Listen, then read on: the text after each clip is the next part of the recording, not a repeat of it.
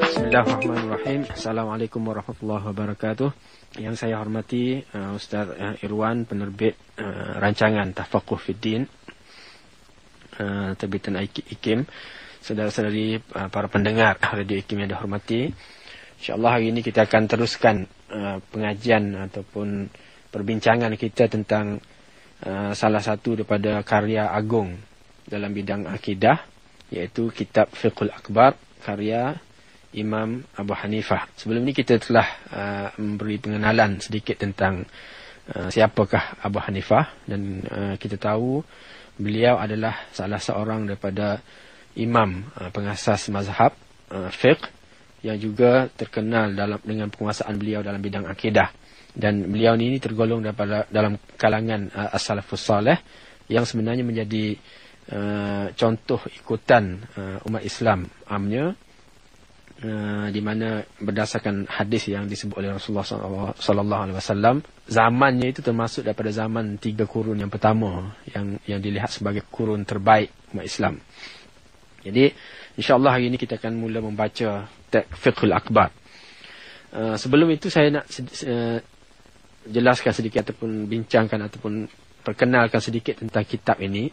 Karya Fiqhul Akbar, karya akidah yang dijodolkan dengan Fiqhul Akbar ini sebenarnya terdapat dua versi. Satu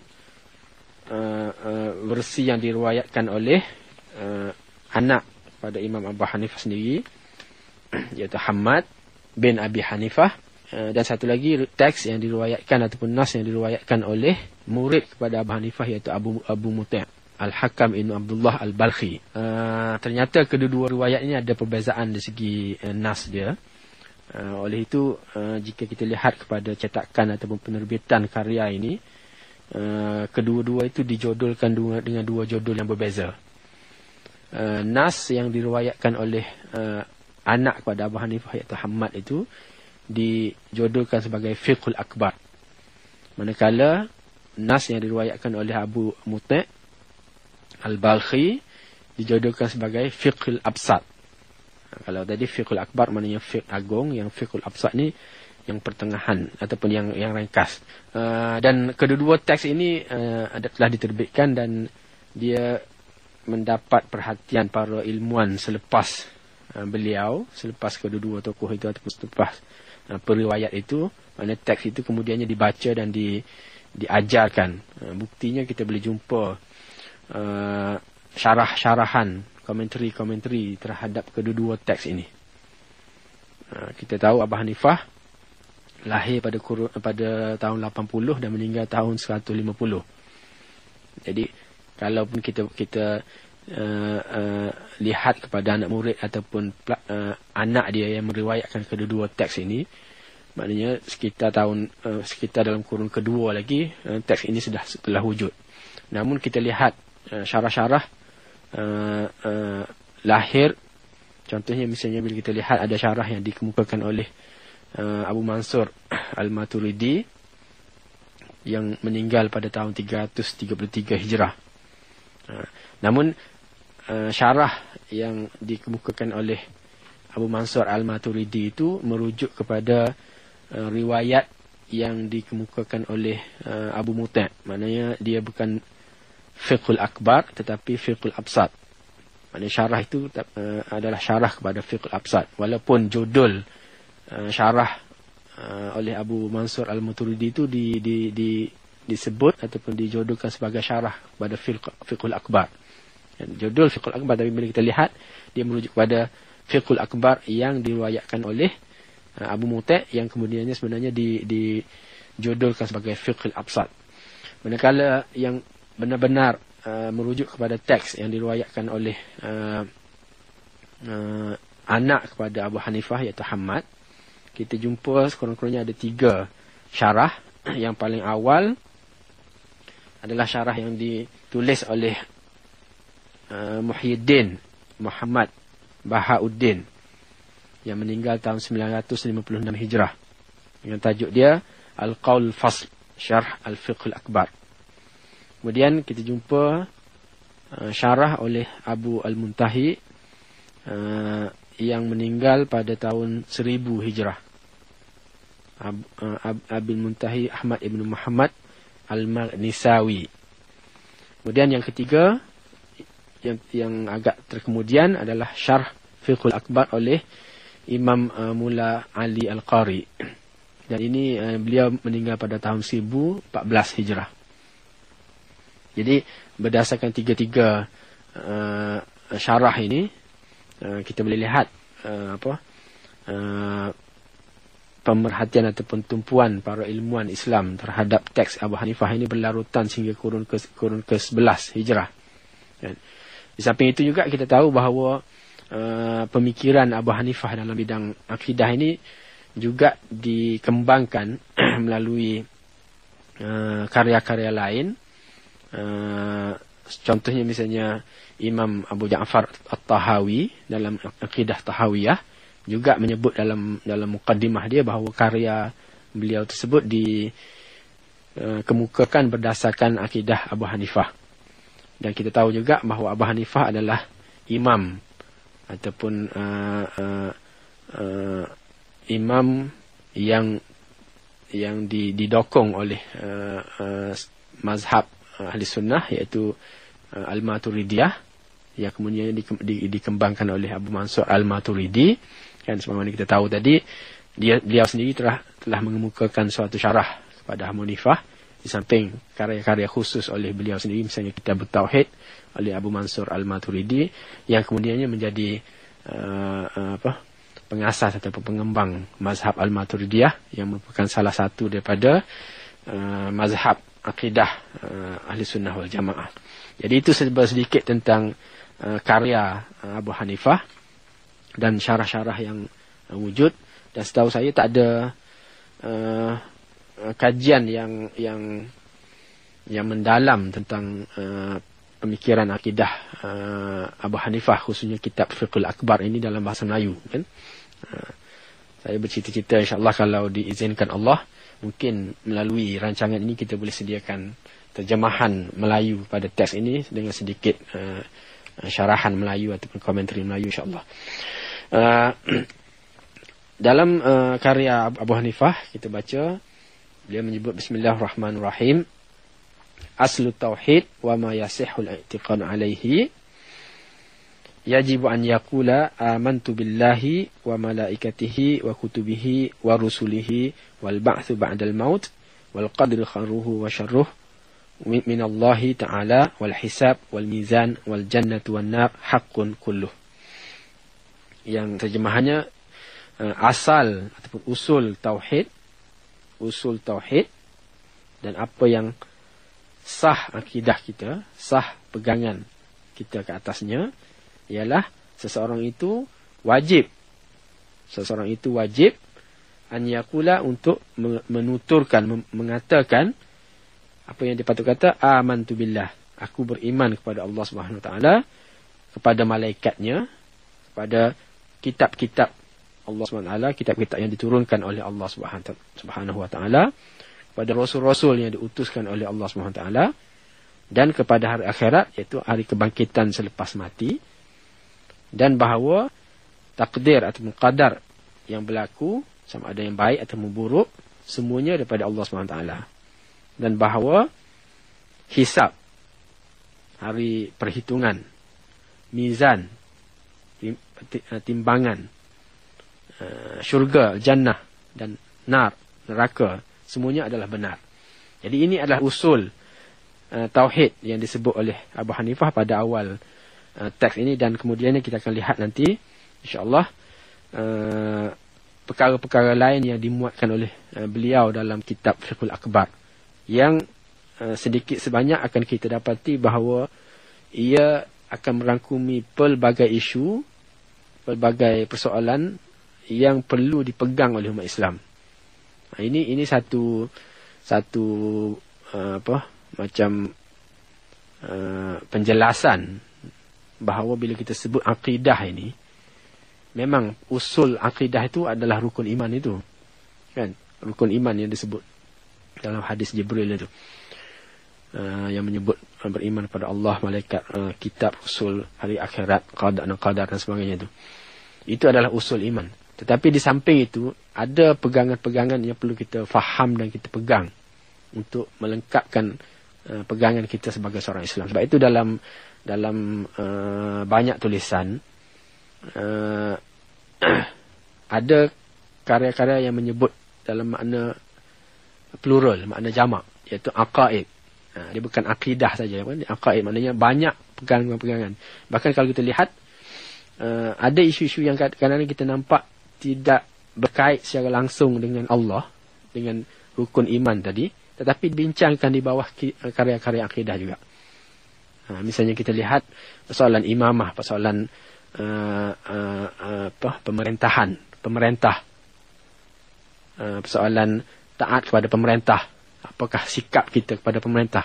Itu juga dibahas di bawah persoalan akidah. Walaupun secara dasarnya dia bukan merupakan usul akidah, tetapi pembahasan itu dibahas. Sama juga dalam fiqhul akbar ini, kita akan lihat pandangan ataupun kupasan-kupasan tentang penciptaan, tentang hatta dalam soalan-soalan sifat-sifat mahmudah yang perlu didokong oleh umat Islam, tentang sikap kita terhadap khalifah Abu Bakar, Umar, Osman dan sebagainya. Jadi sebab isu ini adalah suatu isu yang pernah dieksploitasikan oleh setengah golongan atas nama akidah untuk menjustifikasikan tindakan mereka ataupun sikap mereka terhadap tokoh-tokoh berkenaan. Jadi atas asas itu kita lihat para ulama memasukkan juga persoalan-persoalan ini dalam bidang akidah. Dan kalau kita lihat, kalau kita faham akidah itu dalam bentuk yang lebih umum, kita juga akan faham kenapa khususnya dalam konteks sekarang, sebagaimana saya pernah sebut dalam siaran yang sebelum ini, bahawa banyak isu-isu baru yang boleh diketengahkan dan dibincangkan sebagai sebahagian daripada perbincangan akidah.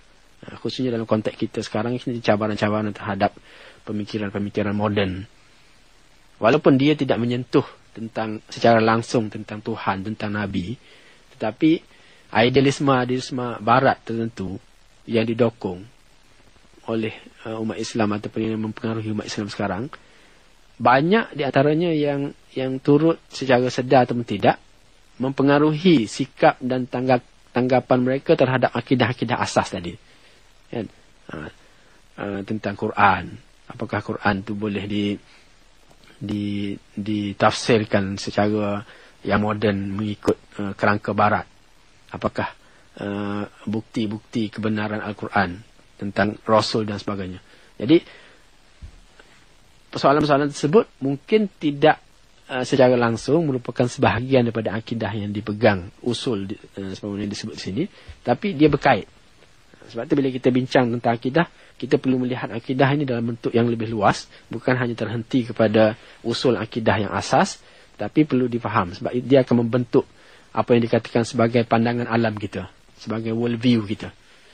Sebab akidah adalah asas. Kalau sebelum ni kita bincang bagaimana fiqhul akbar itu adalah lebih utama daripada fiqh, kan? Abah Hanifah menyatakan bahawa fiqh akbar itu lebih utama daripada fiqh, antara lain sebab fiqh al-akbar itu adalah asas, dasar kepada fiqh. Dan pandangan alam yang terbentuk pada diri umat Islam itu sebenarnya merupakan dasar kepada dan asas kepada segala tindakan, pemikiran dan sikap kita seharian, ya. Okay, jadi kembali kepada teks ini, disebut aslu tauhid. Jadi aslu tauhid mana asal kepada tauhid, usul kepada tauhid. Di sini ulama membahaskan apakah yang dimaksudkan sebagai tauhid. Kalau kita lihat dalam konteks rukun iman yang 6 itu, yang merujuk kepada tauhid secara langsung hanyalah kepada Allah SWT. Kan? Maksudnya mentauhidkan, sebab makna tauhid tauhid itu dari segi bahasa maksudnya menghukum bahawa sesuatu itu satu ataupun esa. Itu dari segi bahasa. Dari segi istilah, makna tauhid itu ialah kita tajriduz zat al-ilahiyah. Dia mengesakan zat Allah SWT, menyucikan zat Allah SWT daripada segala bentuk gambaran ataupun tasawur, andaian yang sebaliknya. Maknanya sebarang andaian yang memungkinkan seseorang itu memahami bahawa Allah itu bukan esa, itu bukan tauhid. Jadi maksudnya tauhid ialah seseorang itu mensucikan minda, akidah, pegangan dia tentang sebarang idea, sebarang fahaman, sebarang gambaran bahawa Allah SWT itu tidak berbilang. Bila kita boleh bersihkan itu, dan kita benar-benar mencapai kepada tahap tauhid itu. Jadi kalau kita lihat dari dalam konteks itu, tauhid hanyalah merujuk kepada iman kepada Allah SWT. Sebab bila kita sebut kepada iman kepada kitab, kepada malaikat, kepada nabi dan sebagainya, dia tidak merujuk kepada keesaan sedemikian. Isu esa itu tak timbul di situ, kan? Jadi bila kita sebut tauhid, umumnya orang akan merujuk ataupun ulama akan merujuk kepada isu beriman kepada Allah SWT.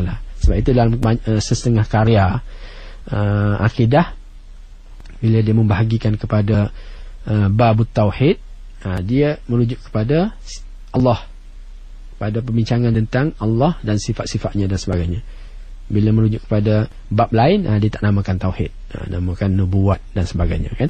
Jadi bila kita sebut aslut tauhid, hakikat tauhid itu kena jelas bahawa dia mestilah merujuk kepada beriman kepada Allah SWT. Dan di sini timbul bila kita sebut tauhid itu, ada perbincangan, ada istilah-istilah yang kita biasa dengar, kan? Di sekolah-sekolah diajar tentang pembahagian tauhid kepada rububiyah dan uluhiyah. Tauhid rububiyah bermaksud tauhid yang mengesakan Allah SWT sebagai satu-satunya pencipta alam semesta ini. Tiada lagi pencipta lain selain daripada Allah SWT. Manakala tauhid uluhiyah pula secara dasarnya merujuk kepada fahaman bahawa hanya Allah SWT sahaja yang berhak disembah. Tiada Tuhan lain yang layak disembah melainkan Allah SWT. Itu pembahagian yang kita boleh baca dalam tulisan-tulisan berkenaan dengan akidah. Namun bila kita sebut sini aslu tauhid, usul tauhid, dan ia merujuk pada iman pada Allah, dia sudah merangkumi kedua-dua. Dia sudah merangkumi apa yang dikatakan sebagai rububiyah dan sudah merangkumi apa yang dinamakan sebagai uluhiyah.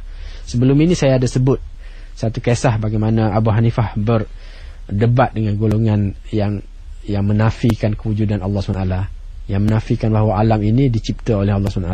Dan kita cerita bagaimana Abu Hanifah berhujah dengan golongan-golongan yang etis tersebut dengan kisah sampan yang terjadi dengan sendiri, bergerak dengan sendiri tanpa ada pencipta, kan? Dan setelah golongan etis tadi menidakkan kemungkinannya berlaku peristiwa tersebut, jadi Abu Hanifah dengan langsung menegaskan bahawa kalaulah sampan yang begitu mudah ciptaannya pun tak mungkin kita boleh terima bahawa ia terjadi dengan sendiri, apatah lagi alam semesta yang begitu kompleks, yang begitu agung ini, mana mungkin ia berlaku dengan sendiri tanpa pencipta. Itu antara bukti, antara perbahasan yang diketengahkan oleh Abu Hanifah dalam mengisbatkan, dalam membuktikan bahawa Allah SWT adalah pencipta kepada alam ini. Dan ini yang dikaitkan dengan apa yang disebut sebagai rububiyah tadi. Namun dalam konteks ini, dia bukan sekadar mempercayai bahawa Allah SWT adalah Tuhan pencipta, tapi dia terangkum bersamanya iman ataupun kepercayaan bahawa oleh kerana Allah lah yang maha pencipta, dialah yang mencipta kita, maka tiada Tuhan lain yang lebih layak untuk disembah melainkan dia. Dan ini sebagai suatu kritikan terhadap setengah golongan. Dalam Quran ada banyak disebut macam mana kaum musyrikin yang cuba berdalih kononnya mereka mengakui bahawa Allah SWT adalah pencipta, namun mereka merasakan bahawa untuk menyembah Allah SWT mereka kena melalui perantara tertentu. Jadi patung-patung dan berhala yang disembah itu didakwa oleh mereka sebagai suatu perantara untuk sampai kepada Allah SWT. Dan ini satu amalan syirik yang ditegah oleh Islam dan ditolak kerana merujuk kepada fahaman tauhid tadi. Kita tahu kualiti menyucikan diri, menyucikan zat Allah, menyucikan Allah SWT daripada sebarang bentuk syirik itu tak berlaku. Sebab bila dia menyembah selain pada Allah, walaupun dengan dakwaan sebagai menghampirkan diri kepada Allah, itu adalah suatu dakwaan yang tidak berasas dan tidak akan diterima oleh Allah SWT. Jadi itu menunjukkan bahawa tak mungkin faham tauhid rububiyah dan uluhiyah itu dipisahkan dengan mengatakan ada orang yang bertauhid dengan tauhid rububiyah tapi tidak bertauhid dengan tauhid uluhiyah. Sebab kalau dia menafikan di antara kedua ni, sebenarnya dia tidak bertauhid lagi, kan? Tak timbul lagi dia hanya bertauhid dengan uluhiyah saja ke ataupun bertauhid dengan uluhiyah saja. Sebab kedua-dua itu suatu kaitan yang saling melengkapi, kan? Maknanya apabila seseorang itu telah mengiktiraf bahawa Allah SWT Maha Pencipta, secara pasti, secara semestinya mereka sepatutnya menyembah Tuhan yang sama juga. Dan ini kalau kita lihat dalam konteks semasa, isu-isu yang hangat diperkatakan dalam negara, kan, isu kalimah Allah SWT, kan, isu kalimah Allah, apakah kalimah Allah itu boleh dinamakan ataupun boleh dipakai untuk dikaitkan dengan Tuhan-Tuhan selain daripada Tuhan yang disembah dalam agama Islam, kan? Ini antara lainnya sesetengah daripada mereka berhujah sedemikian, berhujah bahawa Tuhan yang mereka sembah itu adalah Tuhan yang sama, sebab mereka mengiktirafkan juga bahawa Allah SWT adalah pencipta. Sedangkan kalau benar mereka mengiktiraf bahawa Allah SWT itu adalah Tuhan yang mencipta, Rabb, kan, rububiyah, Tuhan yang mencipta, nescaya Tuhan itulah juga yang mereka sembah sebagai ilah, sebagai Tuhan yang disembah, kan? Jadi kefahaman tentang persoalan ini akan banyak akan membantu kita untuk lebih memahami perbincangan tentang isu itu, kan? Jadi apabila Abu Hanifah menyebut aslu tauhid, maksudnya dia merujuk kepada tauhid yang komprehensif, tauhid yang merangkumi kedua-dua kualiti atau kedua-dua aspek tauhid tadi, iaitu tauhid rububiyah dan uluhiyah.